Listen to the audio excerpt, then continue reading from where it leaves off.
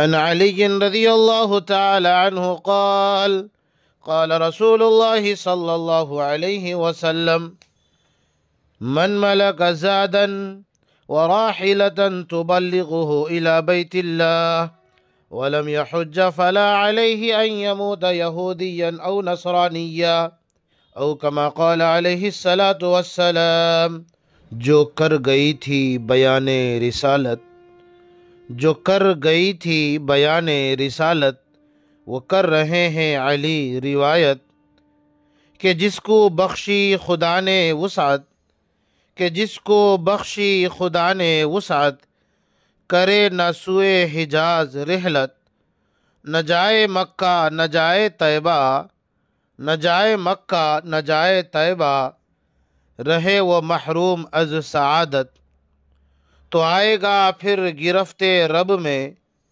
تو آئے گا پھر گرفت رب میں، بگڑ ہی جائے گی اس کی حالت، مرے گا بن کر یہود یا پھر، مرے گا بن کر یہود یا پھر، بشکل عیسائی ہے ہلاکت۔ یہ اس لیے کہ ہے حکم قدرت، یہ اس لیے کہ ہے حکم قدرت، اگر ہو بندوں میں استطاعت،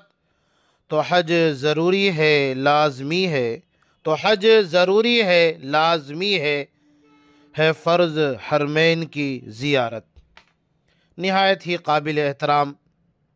حضرات گرامی، گزشتہ جمعہ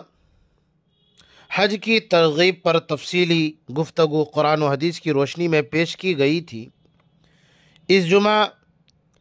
استطاعت کے باوجود حج نہ کرنے پر قرآن و حدیث میں وارد وعید کا تذکرہ ہوگا انشاءاللہ، اس امید کے ساتھ کہ انشاءاللہ ہماری باتوں کو دل سے قبول کر کے عمل کے جذبے کے ساتھ سنی جائے گی۔